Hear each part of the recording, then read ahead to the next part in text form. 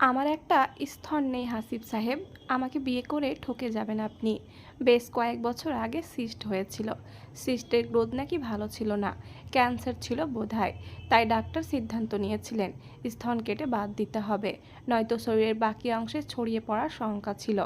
তারপর কেটে বাদ দিল। আপনাকে বিয়ে করার পর হয়তো আপনার বাচ্চাকে আমি স্তনপান করাতে পারবো না। আমার কথা শুনে হাসিব সাহেব যেন চোখের পলক ফেলতে ভুলে গেলেন। আমি দীর্ঘ শ্বাস ফেলে বাকি কথাগুলো বলে ফেললাম। তার ওপর আমি দেখতে কালো। আপনার পাশে দাঁড়ালে আমাকে মানাবে না। এখন সিদ্ধান্ত আপনার, আমাকে বিয়ে করবেন কি না, কারণ আপনাকে দেওয়ার মতো আহামরি কিছুই আমার নেই। ক্যান্সার ভালো হয়েছে আপনার?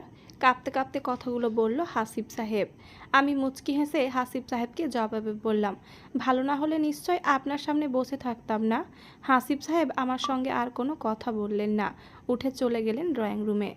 আমি ঘর থেকে শুনতে পেলাম পাত্রপক্ষের লোকদের মাঝে চলা গুঞ্জন। অবশ্য এমন গুঞ্জন প্রায়ই শুনি, কারণ আমাকে দেখার আগ পর্যন্ত তারা স্বাভাবিক থাকে। আমাকে দেখার পর, আমার কমতি সম্পর্কে জানার পর তারা অবাক হয়, বিরক্ত হয়, তারপর বিরক্ত হয়ে চলে যায়। আজকের ঘটনা রোজকার ঘটনার মতো অবস্থা। আমি মাথা নিচু করে আছি, লজ্জায় মাথা কাটা যাচ্ছে আমার। মনে মনে প্রার্থনা করছিলাম যেন মাটি দুই ভাগ হোক, আমি সেই মাটিতে ঢুকে পড়ি। অবশেষে তারা চলে গেলেন। আমি যেন হাঁপ ছেড়ে বাঁচলাম। সাজ রিমুভ করে পরনের শাড়ি বদলে থ্রি পিস পরে নিয়েছিলাম, কারণ বিকেল 4টায় আমার কোচিংয়ে ক্লাস আছে। মাথায় ওড়না তুলে পার্স হাতে নিয়ে ঘর থেকে বের হয়ে ড্রয়িং রুম পেরিয়ে যাব, এমন সময় বাবা আমাকে ডাক দিলেন। আমার কেন যেন আজ বাবার সামনে যেতে ইচ্ছে করলো না। মনে হচ্ছে বাবার সামনে গেলে আমি কেঁদে ফেলবো। একজন কন্যা দায়গ্রস্ত বাবার অসহায় কন্যা আমি, যে এই কন্যা দুনিয়াতে আসার পর থেকে কেবল বাবাকে জ্বালিয়ে মারছে। বাবা, আমি রাতে এসে কথা বলবো, অলরেডি লেট আজকে। এখনই শুনি তোর কথা। আমি থমকে গেলাম আমার তথাকথিত মায়ের কথা শুনে। তারপর আরও কিছু বিষাক্ত বাক্য আমার দিকে ছুড়ে দিলেন তিনি। তুই এমন অচল যে তোরে যৌতুক দিয়ে বিয়ে দিতে চেয়েও মাথা থেকে নামাতে পারছি না। কোনো চোর টাইপ ছ্যাঁচড়ার গলায় ঝুলে পড়, নয়তো গাছের ডালে ফাঁসিতে। তবু আমাদের মাথার ওপর বোঝা হয়ে না থেকে মরে যা, নয়তো পালিয়ে যা রাতের অন্ধকারে। রোজ রোজ পাত্রপক্ষের কাছ থেকে রিজেক্ট হতে তো আর ভালো লাগছে না। আমার তথাকথিত সৎমা আমার বাবার পাশে দাঁড়িয়ে উপরুক্ত কথাগুলো বলেছিল। ওনার নাম সিতারা বেগম। আমার ওপর তিনি ভীষণ বিরক্ত। অবশ্য বিরক্ত হবার পাকাপোক্ত কারণও আছে। আমার মায়ের মৃত্যুর 3 দিন পর আমার সৎমাকে বিয়ে করে ঘরে তুলেন আমার বাবা আফসার উদ্দিন। 3 দিন বয়সী আমিটাকে আমার সৎমায়ের কোলে তুলে দেন আমার বাবা। কোনো নারী বোধহয় বাসর ঘরে তার স্বামীর কাছে এমন উপহার পায়নি। আমি নামক উপহার মায়ের পছন্দ হলো না। রোজ রোজ মানসিক অত্যাচার পেয়ে বড় হলাম। এবার তো আমাকে বিয়ে দিতে হবে, কিন্তু আমাকে কে করবে বিয়ে? এই তো আজ দুপুরে পাত্রপক্ষ এসেছিল।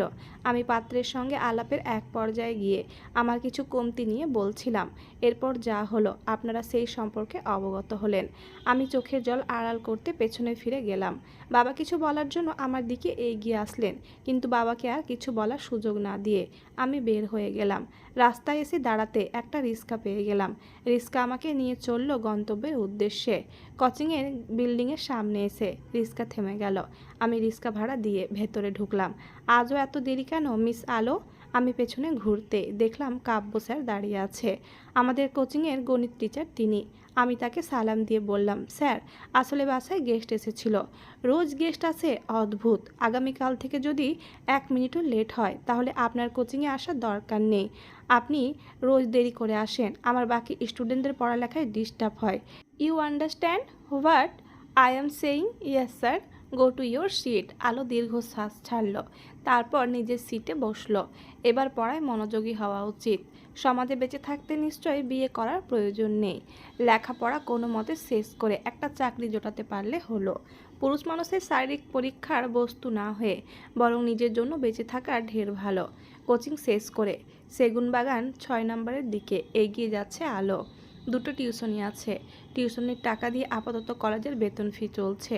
প্রথম টিউশনি শেষ করে দ্বিতীয় টিউশনির পথে পা বাড়ায়। পথিমধ্যে কিছু বখাটে ছেলে রোজ তাকে হেনস্থা করে, পাত্তা দেয় না, দেখেও না দেখার ভান করে, শুনেও যেন শুনতে পায় না তাদের নোংরা কথা। কিন্তু আর কতদিন এভাবে এড়িয়ে চলতে পারবে কে জানে।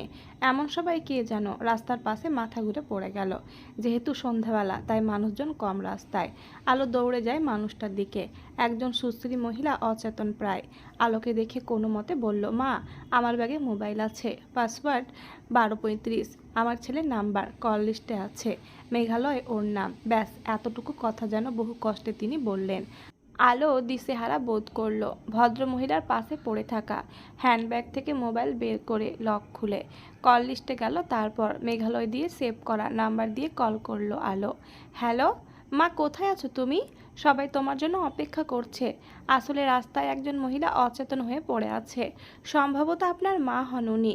ওনার পাশে আছি আমি। আপনি কাইন্ডলি একটু তাড়াতাড়ি আসবেন? আলোর কথা শুনে ওপারে থাকা মানুষটা কিছুক্ষণ নীরব থেকে বলল, অ্যাড্রেস বলুন। আলো অ্যাড্রেস জানিয়ে কল কেটে দিল। ততক্ষণে রাস্তায় মানুষজন তাদের ঘিরে দাঁড়িয়ে আছে। তাদের মধ্যে থাকা দুই একজন এসে পানির বোতল এগিয়ে দিল আলোর দিকে। আলো বোতল হাতে নিয়ে পানির ছিটা দিল সেই নারীর মুখের ওপর। মিনিট পাঁচেকের মধ্যে সেই নারীর জ্ঞান ফিরে এলো। চোখ খুলে সর্বপ্রথম আলোকে দেখে খানিকটা অবাক হলেন তিনি। আলোর ঠোঁটের কোণে হাসি ফুটে উঠল। আন্টি, আপনি ঠিক আছেন তো? এখন কেমন বোধ করছেন? এমন সময় একটা কালো রঙের কার এসে থামলো রাস্তার ধারে। উৎসুক জনতার ভিড় ঠেলে একটা ছেলে এগিয়ে এলো। কাঙ্ক্ষিত মানুষটার অস্তিত্ব খুঁজে পেয়ে দ্রুত পা চালিয়ে এগিয়ে এসে হাঁটু গেড়ে বসলো। আলো খানিকটা পিছিয়ে গেল। মাথার কাপড়টা সামান্য টেনে উঠে দাঁড়ালো। তারপর চলে যাচ্ছে সেখান থেকে। কি দরকার এখানে দাঁড়িয়ে থেকে? ধন্যবাদ শব্দটা তার কাছে অ্যালার্জির মতো লাগে। এখানে আর কিছুক্ষণ থাকলে সত্যি সত্যি ধন্যবাদ শুনতে হবে। তাই চলে যাওয়াটাই বেটার অপশন। এদিকে মেঘালয় নামের ছেলেটা তার মাকে হাত ধরে টেনে ওঠালো। তারপর গাড়ির দিকে এগিয়ে যায়। মেঘালয়ের মা এদিক ওদিক তাকিয়ে যেন কাউকে খুঁজছেন। কাউকে খুঁজছো মা? মেয়েটাকে খুঁজছি মেঘ। কোন মেয়েটাকে মা? তোমার পাশে তো আমি দুজন বয়স্ক মহিলাকে দেখলাম। আরে, আমার এমন দুঃসময়ে শ্যামকন্যা পাশে ছিল রে মেঘ, তুই খেয়াল করিসনি বোধহয়। আজ যদি শ্যামকন্যা না থাকতো তাহলে আমি বোধহয় মারা যেতাম। এসব কথা বাদ দাও মা, মেয়েটার হয়তো কোনো তাড়া ছিল তাই চলে গেছে। এই দেখ, আমার ব্যাগটা সামনে রেখেছিল মেয়েটা। হয়তো মোবাইল বের করার সময় টাকাগুলো দেখেছে, কিন্তু মেয়েটা নেয়নি। মেয়েটা চাইলে অনায়াসে ব্যাগটা নিয়ে পালিয়ে যেতে পারতো। একটা ধন্যবাদ মেয়েটা ডিজার্ভ করে মেঘ। মেয়েটার খোঁজ নিবি। আমি মেয়েটাকে আরও একবার দেখতে চাই। আমার চাওয়া পূর্ণ করবি তো বাপ? মেঘালয় দীর্ঘশ্বাস ছাড়ল। তারপর ওর মাকে গাড়িতে বসিয়ে দিয়ে ড্রাইভিং সিটে বসলো। স্টিয়ারিংয়ে হাত রেখে বলল, নাম ঠিকানা যেহেতু জানি না, তাই সময় একটু লাগতে পারে মেয়েটাকে খুঁজতে। চলবে? চলবে মানে দৌড়াবে। মেঘালয় অবাক হয়ে দেখলো তার মাকে। যে নারী কখনো তার বাসার মানুষদের খোঁজ খবর ঠিকভাবে নেওয়ার প্রয়োজন মনে করে না, সেই মানুষটা একটা অচেনা মেয়ের খোঁজ পেতে চাইছে। অদ্ভুত তো। পাতিলে ভাত নেই কেন আম্মা? কথাখানি বলে চুপ হয়ে গেছে আলো। সিতারা বেগম চোখ রাঙিয়ে বললেন, ভাতের চালের কেজি কত জানিস? রোজ রোজ যে তোকে লোকজন দেখতে আসে, তাদের জন্য ফল ফলাদি কিনতে কিনতে তোর বাপ শেষ হয়ে যাচ্ছে। চাল নেই ঘরে, বয়মে কটা বিস্কুট আছে, খেয়ে নে। সিতারা বেগমের কথা শুনে আলোর পেটের ক্ষুধা যেন মরে গেল। দীর্ঘ শ্বাস ছাড়ল। পাতিলটা রান্নাঘরে রেখে আসার সময় দেখলো একটা প্লেটে ভাত আছে। এবার যেন আলো সম্পূর্ণ ভেঙে পড়ল। চোখের পানি আপনা আপনি চলে এলো। সীতারা যদি তার আপন মা হতো তাহলে কি আজ মেয়েকে না খাইয়ে রাখতে পারত? মুখের ওপর ওড়না চেপে রান্নাঘর থেকে বেরিয়ে গেল আলো। নিজের জন্য বরাদ্দ ঘরে গিয়ে চুপচাপ মেঝেতে পাতানো বিছানায় শুয়ে পড়ল সে। মাথার ওপর চরকির ন্যায় ঘুরছে ফ্যান। ফ্যাকাশে রঙা ছাদের দিকে তাকিয়ে রইল। চোখের কোল ঘেঁষে পানি বেয়ে তার বালিশ ভিজছে তখন। কাঁদতে কাঁদতে আলো ক্ষুধার্ত অবস্থায় ঘুমিয়ে পড়ল। ক্লান্ত দেহ যেন বেমালুম পেটের ক্ষুধাকে ভুলে গেল। সকালের মিষ্টি রোদে আলোর ঘুম ভাঙে। আড়মোড়া ভেঙে উঠে পড়ল। কোনো মতে ফ্রেশ হয়ে নিজেকে পরিপাটি করে তুলল। তারপর তার মায়ের কাছে চলল রান্নাঘরের দিকে। গিয়ে দেখল সিতারা বেগম চুলায় ভাত বসিয়েছেন। আলোকে দেখে তিনি মুখ মলিন করে বললেন, ওখানে চালনিতে কটা আলু আছে, কুচি করে কেটে দে। সঙ্গে ডিম ভেঙে দিয়ে ভাজি করব। খেতে পারবি তো নাকি? পারবো মা। এখন যদি বলো পাথর খেয়ে পেটের ক্ষুধা মেটাতে হবে, তাও পারবো। দুনিয়াতে যে কোনো পশু এবং মানুষকে কেবল পেটের ক্ষুধা কাবু করে ফেলে। আমাকেও কাবু করে ফেলেছে। আলোর মনের কথা মনে রইল। অবশ্য সিতারা বেগমের কাছে প্রকাশ করে লাভ কি? তার কি মন পুড়ে আলোর জন্য? সকালের খাবার তৈরি হলো সাদামাটা আয়োজনে। ডিম দিয়ে আলু কুচি করে ভাজা, ধোঁয়া ওঠা সাদা গরম ভাত এবং চাপা শুটকির ভর্তা। সিতারা বেগম আজ সবার আগে আলোকে খাবার বেড়ে দিলেন। হয়তো এতিমের ওপর আজ তার মায়া হয়েছে। গতকাল দুপুরে কোনো মতে খেয়েছিল আলো। আলো। তারপর তো পানি ছাড়া কিছুই জোটেনি। পুরো একটা বেলা, একটা রাত গড়িয়ে আজ সকালে তার পেটে দানা পড়ল। আলো আজ পেট পুরে খেলো। খাবার পর বাসন কোসন ধুয়ে রান্নাঘরে রেখে নিজের ঘরে এলো আলো। বই খাতা নিয়ে কিছুক্ষণ পড়াশোনা করলো, তারপর পরিপাটি হয়ে কলেজের উদ্দেশ্যে রওনা হলো। কলেজে পায়ে হেঁটে যেতে সময় লাগে 20 মিনিট। তাই ক্লাস শুরু হওয়ার আর কিছু সময় আগে থেকে রওনা হয় আলো, যেন সঠিক সময়ে পৌঁছাতে পারে। অবশ্য আলোর বাবা কিন্তু আলোকে রোজ রিক্সা ভাড়া দেয়, কিন্তু আলো ওই টাকা খরচ করে না, জমা করছে, তার স্বপ্ন পূরণের জন্য রেখে দিচ্ছে। হয়তো পরিমাণে কম হতে পারে, তবুও যেন আলো স্বস্তি পায় এইটুকু সঞ্চয় করে। তাই হেঁটে কলেজে যায়, হোক না কষ্ট তাতে কি। একটা গানের লাইন আছে না, আগুনের দিন শেষ হবে একদিন, ঠিক সেই দিনের অপেক্ষায় আছে আলো। ক্লাস শেষ হবার পর বাড়ির পথে রওনা হয় আলো। আজ সূর্যের তাপ অন্যান্য দিনের তুলনায় বেশ প্রখর। আলো মাথার অংশের ওড়নাটা আর একটু টেনে নিল। রোদ থেকে বাঁচার বৃথা চেষ্টা। হুট করে হোঁচট খেল সে। জুতার ফিতা ছিঁড়ে গেছে। আলো জুতাটা হাতে নিতে তার চেহারা মলিন হয়ে যায়। মাসের শেষের দিক এখন। বাবার ওপর এমনিতেই সংসারের চাপ, বাবার এবং মায়ের প্রেসারের ওষুধের খরচ, তার পড়াশোনার খরচের চাপ, মাঝে মধ্যে খরচ বাড়ানোর বোনাস হিসাবে পাত্রপক্ষ তো আছে। এখন বাবাকে কি করে নতুন জুতা কেনার কথা বলবে সে। এমন সময় অদূরে চোখ পড়ল আলোর। মুচির দোকান যাচ্ছে। অজান্তেই আলোর মুখে হাসি ফুটে উঠল। সে পায়ের জুতা জোড়া খুলে হাতে নিল, তারপর এগিয়ে যায় সেদিকে। কাকা, এই জুতাটা সেলাই করে দিন তো। আলোর ডাকে অর্ধবয়স্ক লোকটা আলোর দিকে তাকালো, জুতা হাতে নিয়ে বলল, এমন পুরনো জুতা সেলাই করে লাভ নাই। আলো লজ্জা পেল কথাটি শুনে, ইতস্ততভাবে বলল, আপাতত বাড়িতে ফিরে যাওয়ার জন্য হলেও জুতাটা সেলাই করে দিন। ঠিক আছে, কিন্তু 20 টাকা দেওয়া লাগবে। লোকটা তৎক্ষণাৎ তার কাঠের বাক্স থেকে সুই সুতা বের করে জুতা সেলাই করতে শুরু করলো। আলো মাথা নিচু করে দাঁড়িয়ে রইল, দুই হাত সামনে। একটা টঙের চায়ের দোকানে দাঁড়িয়ে থাকা কিছু চ্যাংড়া ছেলেপিলেগুলো আলোর দিকে তাকিয়ে কি যেন বলাবলি করছিল আর হাসছিল। আলো আড়ষ্টভাবে দাঁড়িয়ে রইল। কোনো মতে জুতাটা সেলাই হলে চলে যাবে। নেন, হইয়া গেছে সেলানি, টাহা দেন। আলো জুতা পায়ে পড়ল, তারপর ব্যাগ থেকে টাকা নেওয়ার জন্য হাত দিল। কিন্তু এই কি, টাকা নেই যে। আলো অস্থির হয়ে টাকা খুঁজতে লাগলো, কিন্তু এতটুকু ব্যাগের কোনো কোনায় টাকা নেই। হায় হায়, বাবার কাছে থেকে আজ তার টাকা নিতে মনে ছিল না। বেশ কিছু সময় অতিবাহিত হয়ে যাওয়ার পরও আলো যখন টাকা বের করতে পারেনি, তখন মুচি এক প্রকার বিরক্ত হয়ে বলল, টাহা বাহির করেন, আর কতক্ষণ অপেক্ষা করুম। আলোর লজ্জায় মরে যেতে মন চাইল। আজই কেন তার সাথে এত কিছু হচ্ছে। চাচা, আমার বাসার 3 লাইন পরে, আপনি অপেক্ষা করুন, আমি টাকা নিয়ে আসি। ব্যাগে টাকা নেই। টাহা নাই তাহলে জুতা সেলাই করতে আইছো কেন? আমার টাহা দিয়া এরপর এইখান থেকে যাইবা। আমার ব্যাগে টাকা নাই, এখন এখান থেকে যেতে বারণ করছেন? তাহলে আমি আপনাকে টাকা দেব কি করে? আমি এত কিছু বুঝি না। টাহা দিয়া এরপরে যাইবা। দুনিয়ার এখন বাটপার দিয়া ভইরা গেছে। তোমারে আমি যাইতে দিই আর তুমি পগার পার হইয়া যাও, এমন হইতে দিমু না আমি। আশেপাশের অনেক মানুষ উৎসুক দৃষ্টিতে তাকিয়ে আছে। আলোর এত অসহায় লাগছে প্রকাশ করা যাবে না। লজ্জায় মাটিতে মিশে যেতে মন চাইছে তার। আমি জুতাগুলো আপনার এখানে রেখে যাই। দামি জুতা এইগুলো। আমি আপনার টাকা নিয়ে এসে জুতাগুলো নিয়ে যাব। যদি ফিরে না আসো তাহলে জুতা জোড়া বিক্রি করে দিয়েন। মুচিকে জবাব দিয়ে আলো খালি পায়ে বাড়ির উদ্দেশ্যে রওনা হচ্ছিল। এমন সময় কেউ এক্সকিউজ মি বলে ডাক দিল। আলো পেছনে ঘুরতেই দেখতে পেল সুদর্শন এক যুবককে। আলো ভুরু কুঁচকে তাকালো। আলোর চেহারার অভিব্যক্তি দেখে যুবকটা 2 কদম এগিয়ে এসেও পিছিয়ে গেল। আপনাকে ডাকছিলাম, যুবক খানিকটা ইতস্তত করে বলল। আলো বিরক্তকর শ্বাস ফেলে বলল, কেন? আপনি যদি মাইন্ড না করেন তাহলে আপনার জুতা সেলাইয়ের বিল আমি দিতে চাই। আপনি কেন দেবেন? আপনার কাছে চেয়েছি আমি। আলো যেন আরও বিরক্ত হলো, নিজের ওপর, নিজের পরিবারের সচ্ছলতার ওপর, অর্থনৈতিক অবস্থার ওপর, সেই সঙ্গে বিরক্ত হলো সাহায্য করতে আসা ভদ্র মহাশয়ের ওপর।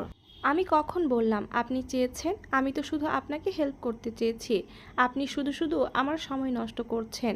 আমার আপনার সাহায্যের প্রয়োজন নেই। আমার একটা কাজের বিনিময়ে হেল্প করতে চাই আপনাকে। যুবকের কথা শুনে আলো চোখ ছোট করে তাকালো লোকটার দিকে। লোকটাকে কোথাও দেখেছে মনে হচ্ছে, কিন্তু কোথায় দেখেছে মনে করতে পারছে না। আসলে আমি খুলশিতে থাকি, এদিকে তেমন আসা হয় না, তাই কাউকে চিনিও না তেমন। আমি একজনকে খুঁজছি আসলে। আমাকে জিজ্ঞেস করছেন কেন? আপনি যাকে খুঁজছেন আমি তার পরিচয় বলে ধারণা আপনার হচ্ছে নাকি? আপনি রেগে যাচ্ছেন কেন? আগে আমার পুরো কথাটা তো শুনুন। লোকটার কথা শুনে আলো এবার সত্যিই ধৈর্যহারা হয়ে বলল, বলুন। আমার মা গতকাল সন্ধ্যায় এই কলোনির সামনে অচেতন হয়ে পড়ে যায়। তখন আমার মাকে একটা মেয়ে হেল্প করে, আমাকে কল করে আমার মায়ের খোঁজ জানায় এবং আমিও আমার মাকে সহি সালামতে ফিরে পাই। কৃতজ্ঞতা থেকেই সেই মেয়েটাকে আমার মা খুঁজছেন। সকাল থেকে আমি এখানকার বেশ কয়েকটা দোকানে মেয়েটার পরিচয় জানার জন্য চেষ্টা করেছি। কেবলমাত্র একটা তথ্য উদ্ধার করেছি, মেয়েটা নাকি পাহাড়তলি কলেজে পড়ে।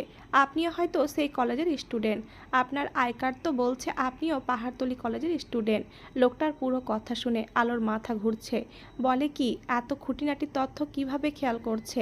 সামান্য একটু হেল্প করাতে ওনারা আলোকে খুঁজছে, আলোর কাছে এসে আলোর পরিচয়ের খোঁজ করছে। আচ্ছা, এই লোকটাই কি মেঘালয়? হুট করে আলো মিইয়ে যায়। যদি লোকটা সত্যি সত্যি মেঘালয় হয় তো। আলো, তুই ভর দুপুরে দাঁড়িয়ে আছিস কেন? আলো নিজের নাম শুনে পেছনে ফিরে তাকালো। তার বাবা ডাকছে তাকে। বাবাকে দেখে আলো স্বস্তি পেল যেন। পরক্ষণেই সেই যুবকের দিকে তাকিয়ে ফিরে বলল, যার নাম জানেন না তাকে এভাবে খুঁজে পাবেন না আপনি। হয়তো আমরা একই কলেজে পড়ি, কিন্তু জনে জনে গিয়ে তো আর কাউকে জিজ্ঞেস করতে পারবো না গতকাল কেউ কারো সাহায্য করেছিল কিনা। চেষ্টা করলে সবই সম্ভব। আপনি বুঝতে পারছেন না আমি কেন তাকে খুঁজছি। আমার মায়ের। আলো, বাবার ডাক শুনে আলো এবার মানুষটাকে কিছু বলার সুযোগ না দিয়ে দ্রুত এগিয়ে যায় ওর বাবার কাছে। ছেলেটা কে আলো? আফসার সাহেব আলোকে জিজ্ঞেস করলেন। আমি চিনি না বাবা, কারো খোঁজ চাইছেন। বাদ দাও এই ব্যাপার। 20 টাকা আছে? আছে, কি করবি? আলো ঘটনা খুলে বলল। আফসার সাহেব সবটা শুনে আলোর খালি পায়ের দিকে তাকিয়ে দীর্ঘ শ্বাস ছাড়লেন। তারপর আলোর হাত ধরে বললেন, চল আমার সঙ্গে। আলোকে সঙ্গে নিয়ে মুচির দোকানের দিকে এগিয়ে গেলেন। মুচি আলোকে দেখে বিরক্তি নিয়ে বলল, তেহা আনছো? এনেছে, কিন্তু 20 টাকার জন্য একটা ছোট মেয়েকে এভাবে হেনস্থা করার কোনো মানে আছে? আমি রেলওয়েতে চাকরি করি, আমার বাসা এখানে। আমার মেয়েকে সামান্য 20 টাকার জন্য আপনি? ভাই মাফ করে দেন, চিনতে পারি নাই আপনার মাইয়ারে। যদি চিনতাম তাহলে কি আর জুতা আটকায় রাখতাম? নে মামনি, তোমার জুতা। মুচি জুতা জোড়া এগিয়ে দিল আলোর দিকে। আলো জুতা জোড়া পায়ে পড়ল। আফসার সাহেব টাকা দিয়ে সামনের দিকে অগ্রসর হলো। আলো চোখ ঘুরিয়ে এদিক সেদিক তাকালো, কিন্তু মেঘালয় নামক মানুষটাকে দেখতে পেল না। চলে গেছে নিশ্চয়। সত্য কেন যেন বলতে চাইল না, মিথ্যার আশ্রয় নিয়েছে তাই। বড়লোকদের আবার উপকারের বিনিময়ে টাকা দিয়ে সাহায্য করার প্রবণতা আছে। আলোর এসব ভালো লাগে না। নিজেকে কেমন নিচু শ্রেণীর মানুষ মনে হয়। গরিবদের হয়তো টাকা কম থাকতে পারে, কিন্তু তাদের অনেক আত্মসম্মানবোধ আছে। বিনা পরিশ্রমে টাকা নেওয়াটা তাদের কাছে দয়ার সামগ্রী গ্রহণের মতো মনে হয়। এই তো আজই শেষ। আর কখনোই হয়তো এই এলাকায় আলোর খোঁজে আসবে না আর মানুষটা। তাছাড়া নাম না জানা একটা মানুষকে কিভাবে খুঁজবে? আলো এসব ভেবে স্বস্তির নিঃশ্বাস ফেলে চলল বাবার পেছন পেছন। বাড়িতে ঢোকার পর কয়েকজন অচেনা মানুষকে দেখে থমকে যায় আলো। সিতারা বেগমের চোখ রাঙানি দেখে অচেনা মানুষদের উদ্দেশ্যে সালাম দিল আলো। বুঝতে পেরেছে তাকে দেখতে পাত্রপক্ষ এসেছে। ঘরে গিয়ে হাত মুখ ধুয়ে আয়, সিতারা বেগম চোখ রাঙিয়ে কথাটি বলল। আলো মাথা নাড়িয়ে ভেতরে চলে গেল। মেয়ে তো কালো, পাত্রপক্ষের একজন কথাটি বলে উঠল। সিতারা বেগমের চেহারায় অন্ধকার নেমে এলো। আফসার সাহেব তাদের মুখ থেকে এহেন কথায় স্তব্ধ হয়ে গেছেন। ছবিতে সুন্দর দেখা যাচ্ছিল বলেই তো এলাম আমরা, কিন্তু মেয়ে তো কালো। কি দিনকাল এলো, ফিল্টার দিয়ে ছবি তুলে কালো মেয়েকে সুন্দর দেখায়। এভাবে ধোকা দেওয়ার কোনো মানে আছে? কথাগুলো শুনে আর চুপ থাকতে পারল না আফসার সাহেব। রেগে গেলেন, চেয়ার থেকে উঠে দাঁড়ালেন। তারপর সিতারা বেগমের দিকে তাকিয়ে বললেন, মেহমানদের খাইয়ে বিদায় করো সিতারা। আর তাদের বলে দিও আমার কালো মেয়ের পায়ের নখের যোগ্য তারা নয়। কথাগুলো বলে অপেক্ষা করলেন না আফসার সাহেব। এদিকে সিতারা বেগম মুখে হাত দিয়ে দাঁড়িয়ে আছেন। পাত্রপক্ষের মানুষের মুখ অপমানে থতমত করছে। তারা উঠে চলে যেতে যেতে সিতারা বেগমকে উদ্দেশ্য করে বলে গেলেন, মেয়েকে ঘরের মেঝেতে খুঁটির সঙ্গে বেঁধে রাখতে। এই জীবনেও বিয়ে দিতে পারবে না মেয়েকে। মেয়ের বাবাদের থাকতে হয় নরম সরম হয়ে। কত কত সুন্দরী মেয়েদের বাবারা মিইয়ে যায় পাত্রপক্ষের সামনে, আর সেখানে এমন কালো মেয়ের বাবার এত দেমাক। কিসের অহমিকায় মেয়ের নাই রূপের বাহার। সিতারা বেগম রেগে মেগে ছুটে গেলেন আফসার সাহেবের কাছে। আফসার সাহেব সবেমাত্র পরনের কাপড় ছেড়ে লুঙ্গি পরে কাঁধে গামছা নিয়ে গোসল করার জন্য ঘর থেকে বের হচ্ছিলেন। সিতারা বেগম ওনার পথ আগলে দাঁড়ালেন। তোমার মেয়ের কোন গুণের বিচারে তুমি অহংকার করছো আফসার? আমার মেয়ের গায়ের রং এবং শরীরের একটা ত্রুটি বাদে সব গুণ আছে। লেখাপড়ায় ভালো। এই এলাকার কয়েকটা ভদ্র মেয়ের নামের মধ্যে আমার আলোর নাম আছে। তোমার শারীরিক মারধরের ভয়ে হোক, মেয়েটা গৃহস্থালী কাজও আয়ত্ত করেছে খুব অল্প বয়সে।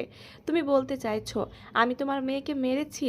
সৎমা বলেই কথাটা বললে। যদি আপন মা হতাম তখন কি এই কথাটা বলতে পারতে? সিতারা বেগমের কথা শুনে আফসার সাহেব মলিন হেসে বললেন, তুমি আমার আলোর আপন মা যদি হতে তাহলে কি আর মেয়ের ত্রুটি গায়ের রং নিয়ে বলতে? কিন্তু তুমি বারবার আমার মেয়েকে ছোট করে কথা বলো, অথচ এইসবের মাঝে আলোর কোনো দোষ নেই। কালো ফর্সা সবই সৃষ্টিকর্তার সৃষ্টি। রোগ সৃষ্টিকর্তা দিয়েছেন এবং সারিয়ে তুলেছেন। সৃষ্টিকর্তা যদি ভালো করে থাকেন তাহলে এতগুলো টাকা কেন তুমি লোন নিয়েছিলে? মাসে মাসে সরকারি চাকরির বেতন থেকে যে টাকা কেটে রাখছে সেগুলো কার পেছনে খরচ করেছো? সিতারা বেগম রাগে অন্ধ হয়ে গেছেন। আফসার সাহেব বিস্মিত হয়ে বললেন, তুমি রাগে ঈর্ষায় অন্ধ হয়ে গেছো সিতারা? আলো আমার মেয়ে, আমার উত্তরাধিকার। ওর পেছনে খরচ করব না তো কার পেছনে খরচ করব? আলো আলো আলো, এতগুলো বছরের সংসারে তুমি কখনো আমার কথা চিন্তা করেছো আফসার? তুমি শুধু তোমার মেয়ের জন্য চিন্তা করলে। আমি তাহলে কেন আছি এই সংসারে? কি পেয়েছি আমি আফসার? এই জন্য আমার দাদি বলতো সতীন ভালো, সতীনের কাটাকুটা ভালো না। সতীন তো মরে গেছে আমার জন্য, তার বাচ্চাটাকে রেখে গেছে। সিতারা প্রথমে শোরগোল শুরু করলেন, তারপর কান্না শুরু করলেন। আফসার সাহেব অবাক হয়ে তাকিয়ে রইলেন। তার অবর্তমানে যে মেয়েটার কি হবে ভেবেই এবার ওনার দুশ্চিন্তা শুরু হলো। বাবা মায়ের সব কথাই শুনলো আলো। আজ কেন যেন চোখের পানি এলো না। হয়তো চোখের পানি ফুরিয়ে গেছে। কত কাঁদবে আর, কিন্তু কাঁদতে পারলে বোধহয় ভালো হতো। বুকের মাঝে কি যেন চেপে আছে, হাঁসফাঁস লাগছে যে। দুপুরে আর খাওয়া হলো না আলোর। আফসার সাহেব চলে গেলেন ডিউটিতে, আর সিতারা বেগম ঘরের দরজা বন্ধ করে বসেছিলেন। এদিকে আলোর কোচিংয়ের সময় হয়ে গেছে। কোনো মতে মাথায় ওড়না দিয়ে ব্যাগটা নিয়ে বেরিয়ে পড়ল কোচিংয়ের উদ্দেশ্যে। পেটের ক্ষুধায় শরীরে শক্তি পাচ্ছিল না, তবুও নিজের শরীরটাকে এগিয়ে নিয়ে যাচ্ছে আলো। প্রথম ক্লাস হলো, তারপর দ্বিতীয় ক্লাস শুরু হলো। কাব্য স্যার ক্লাসরুম ঢুকতে স্টুডেন্ট সবাই সালাম জানালো। কাব্য স্যার মুচকি হেসে বলল, তোমরা কি জানো আজই তোমাদের সঙ্গে আমার শেষ ক্লাস? প্রত্যেকটা স্টুডেন্ট প্রথমে অবাক হলো, পরক্ষণেই মন খারাপ করে একের পর এক প্রশ্ন ছুড়ে মারে। কেন sir? Cool down guys, cool down. Let me tell you. Keep silent. Okay okay sir.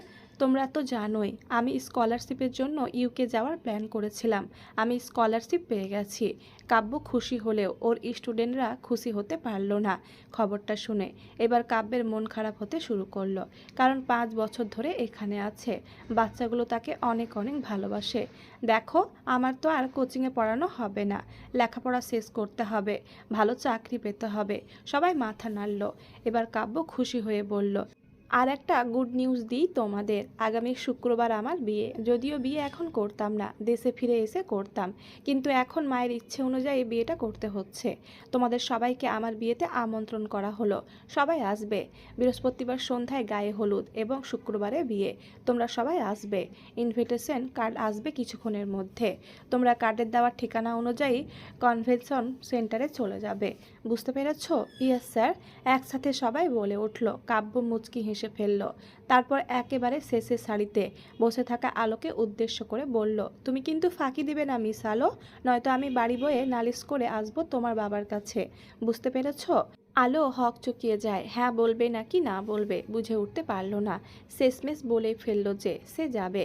কাব্য খুশি হলো। এর ফাঁকে কার্ড চলে এলো। সবাইকে কার্ড বিলি করে চলে গেল কাব্য। কোচিং ক্লাস আজকের মতো সমাপ্ত। আলো এবং তার এক সহপাঠী একসাথে হাঁটছিল। আলো যাবে টিউশনি পড়াতে, আর মেয়েটা তার বাড়িতে ফিরবে। যেতে যেতে দুইজনে আলাপ করছিল, আমার না খুব সুন্দর একটা ব্লু গাউন আছে, আমি সেই গাউন পরে স্যারের বিয়েতে যাব, তুই কি পরবি আলো? জানি না আমি পুতুল। ওমা, না জানলে হবে, হাতে আছে মাত্র একদিন। আজই তো বুধবার, কাল বৃহস্পতিবার, স্যারের গায়ে হলুদ, শুক্রবারে বিয়ে। বাড়িতে গিয়ে বাবার সঙ্গে আলাপ করি, তারপর দেখা যাবে আমি যাব কি না। পুতুল মুখ ভেঙচি কেটে বলল, স্যার তোকে যেতে বলেছে বিয়েতে যাওয়ার জন্য, আর তুই কিনা তোর বাবার দোহাই দিচ্ছিস। আলো জবাব দেয় না, কি বলবে সে। রোজ ভার্সিটি এবং কোচিংয়ে পড়ার জন্য তার আছে মাত্র 3টা থ্রি পিস, ভালো কোনো ড্রেস নেই যার। তার কি কোনো বড়লোক স্যারের বিয়ের অনুষ্ঠানে যাওয়া সাজে? স্যার নাকি মনের আনন্দ থেকে কোচিংয়ে পড়াতো, এমনিতে তারা নাকি বিরাট বড়লোক। স্যারের বিয়ে নিশ্চয় সাদামাটা আয়োজনে হবে না, শুধুমাত্র পুরো কোচিংয়ে 200 স্টুডেন্ট এবং টিচার 10 জনকে ইনভাইট যারা করে, তারা কি বিয়েতে সাদামাটা আয়োজন করবে? আলোর এবার সত্যি নিজের ভাগ্যের ওপর বিরক্ত লাগছে। মাঝে মাঝে কেন আনন্দের মুহূর্তগুলো উপভোগ করতে পারে না? টাকার কারণেই কেন সে সব সুখ থেকে বঞ্চিত হচ্ছে? মেঘালয়, খোঁজ পেয়েছিস শ্যামকন্যার? মেঘালয় অপরাধীর ন্যায় তাকালো তার মায়ের দিকে। ছেলের মলিন মুখ দেখে মাহারির দীর্ঘশ্বাস ছাড়ল। তারপর মেঘালয়কে উদ্দেশ্য করে বলল, তুই মন খারাপ করছিস কেন? আল্লাহ চাইলে মেয়েটার সঙ্গে আমার দেখা হবে। তুই চেষ্টা করেছিস, এটাই তো অনেক। তুমি তো জানো না মা, আজ একটা পাষাণ শক্ত হৃদয়হীনার সঙ্গে আমার দেখা হয়েছিল। মেয়েটা যেই কলেজে পড়ে সেই শ্যামকন্যাও নাকি একই কলেজে পড়ে। সেই হৃদয়হীনার কাছে খোঁজ নিতে চাইলাম, কিন্তু হৃদয়হীনা কি বিরক্ত নিয়ে যে তাকালো আমার দিকে।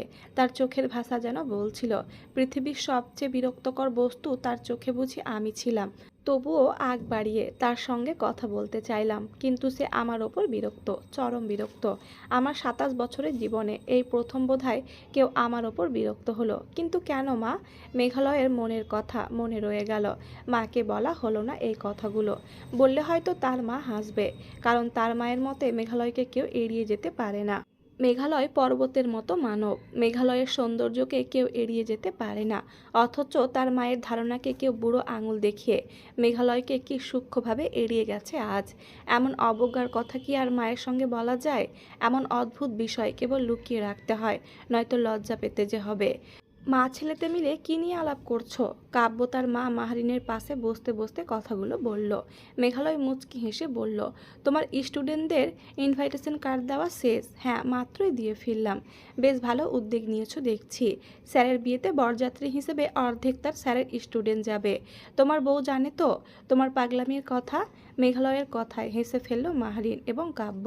এবার তুইও বিয়েটা সেরে ফেল মেঘালয়।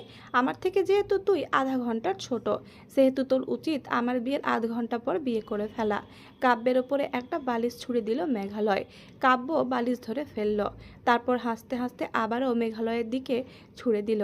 মেঘালয় বালিশটা ক্যাচ করে ধরে ফেলল, তারপর কোলের ওপর হাত দুটো রেখে বলল, বিয়ের দিন তারিখ ঠিক করার আগে মনে ছিল না তোমার? এখন কেন এসব বলছো ভাই? বিয়ের মতো একটা কঠিন সিদ্ধান্তের সময় এত কিছু মনে থাকে নাকি?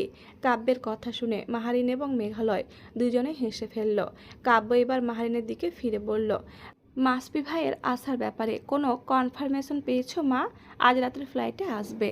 মাসফির বইয়ের নাকি শরীর ভালো ছিল না, তাই ফিরে আসতে দেরি হচ্ছে।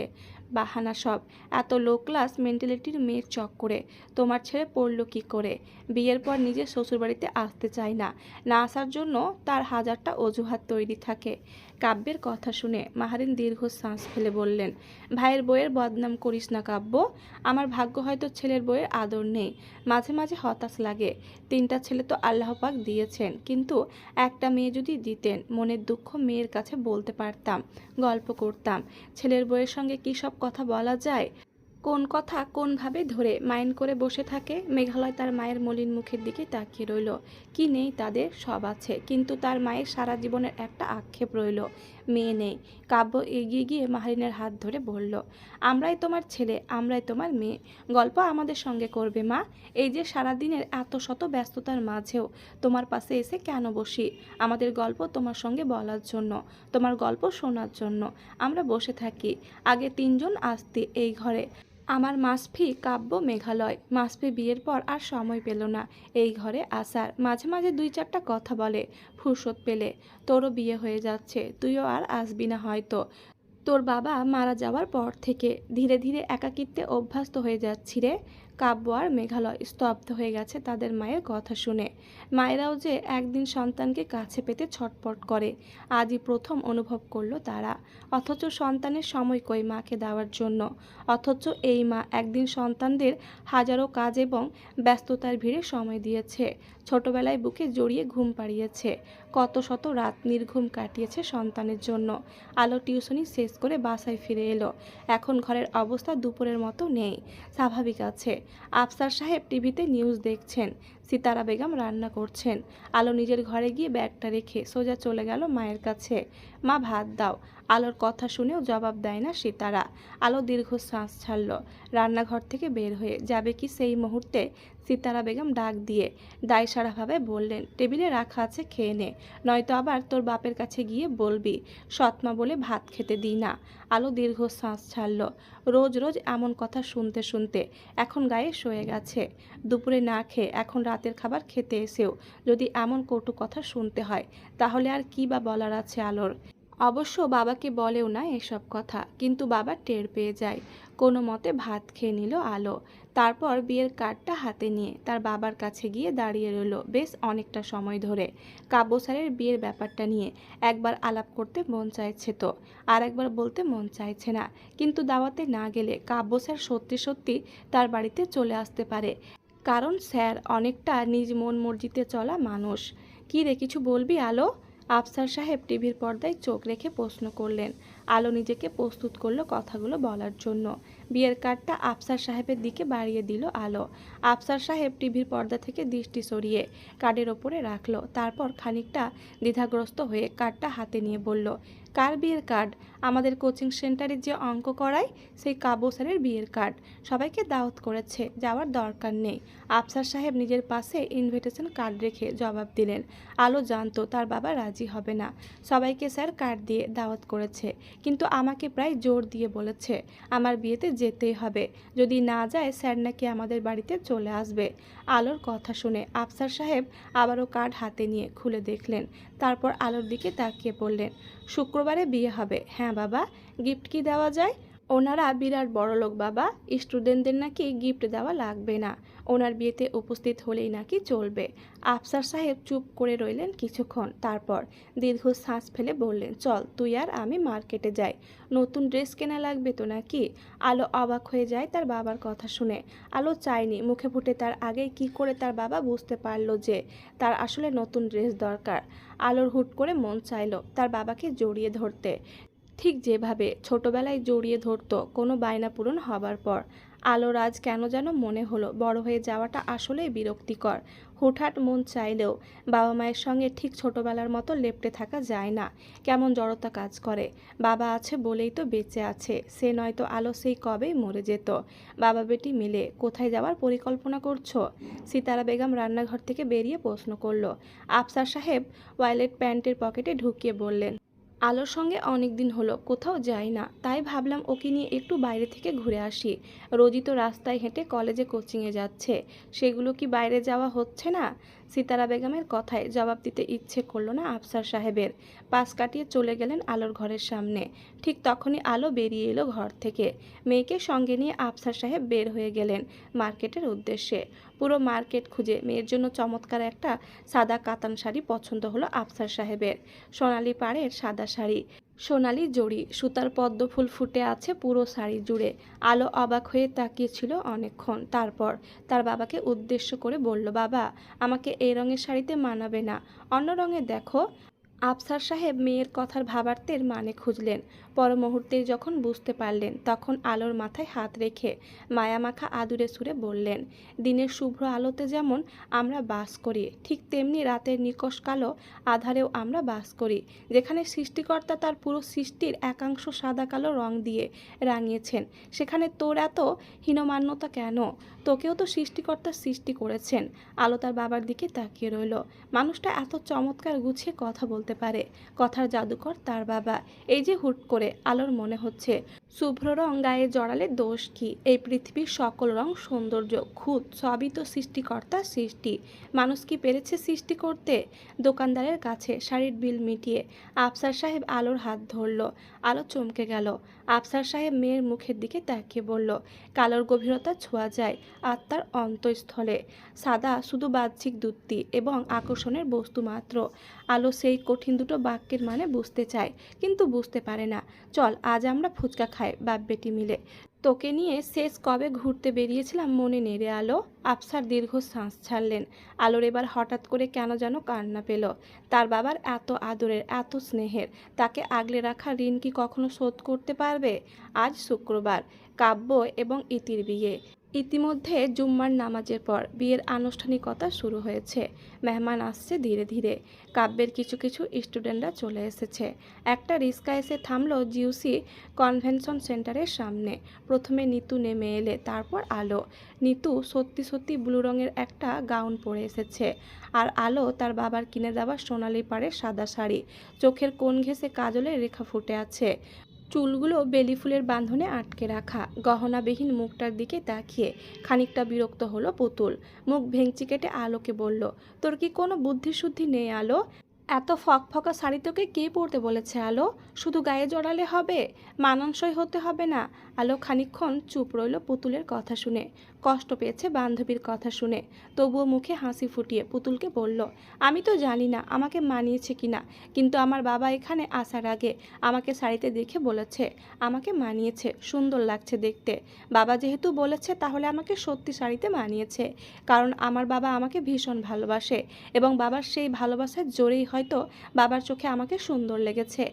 এখন কেউ যদি আমাকে ভালো না বাসে, পছন্দ না করে, তাহলে হাজার সুন্দর দেখালেও ভালো লাগছে কিংবা মানিয়েছে বলবে না। সেখানে তো আমি কালো বটে। পুতুলের মুখের ওপর কথাগুলো যেন থাপ্পড়ের মতো লাগলো। আলোর কথাগুলো শুনে সে চুপসে যায়। মেয়েটার অতি বিচক্ষণতা মাঝে মাঝে পুতুলকে ভারী আশ্চর্য করে তোলে। কাব্য এবং তার নববধূ ইতির সঙ্গে আলো এবং পুতুল গিয়ে দেখা করলো স্টেজে। ইতি তো আলোর সঙ্গে পরিচয় হবার পরেই বলে ফেলল, শুভ্র রঙে কৃষ্ণবতী। আলো ভীষণ লজ্জা পেল ইতির কথায়। এবার আলো পুতুলকে সঙ্গে নিয়ে নেমে পড়ল। হুট করে কারোর সঙ্গে আলোর ধাক্কা লাগলো। আলো সরি বলতে বলতে মানুষটার মুখের দিকে তাকালো, এবং যাকে দেখতে পেল তাকে দেখে আলো ভীষণ আশ্চর্য বোধ করলো। আলোর সামনে দাঁড়িয়ে থাকা মানুষটা হুট করে আলোর হাত শক্ত করে ধরল। তারপর নরম সুরে বলল, কেমন আছো তুমি? তুমি জানো না তোমাকে আমি এবং আমার ছেলে কত খুঁজেছি। প্রায় হাল ছেড়ে দিয়েছিলাম তোমাকে পাবো না ভেবে, কিন্তু সৃষ্টিকর্তা আমাকে তার প্রতি নিরাশ করলেন না। অবশেষে তোমাকে আজ পেয়েছি আমি। আলোর সামনে দাঁড়িয়ে আছে সেই সুশ্রী রূপের নারী, যাকে কয়েকদিন আগে আলো সাহায্য করেছিল, যার ছেলে আলোর কাছে আলোর খোঁজ করতে গিয়েছিল বলে আলো মিথ্যার আশ্রয় নিয়েছিল। কিন্তু লাভ কি হলো? মা তোমাকে বড় চাচ্চু ডাকছে। কাবিনের টাকার ব্যাপারে কি যেন জানতে। বাকি কথা বলতে পারল না মেঘালয়। তার মায়ের পাশে দাঁড়িয়ে থাকা শুভ্র রঙা শাড়িতে সেই মেয়েটাকে দেখে ভীষণ অবাক হলো মেঘালয়।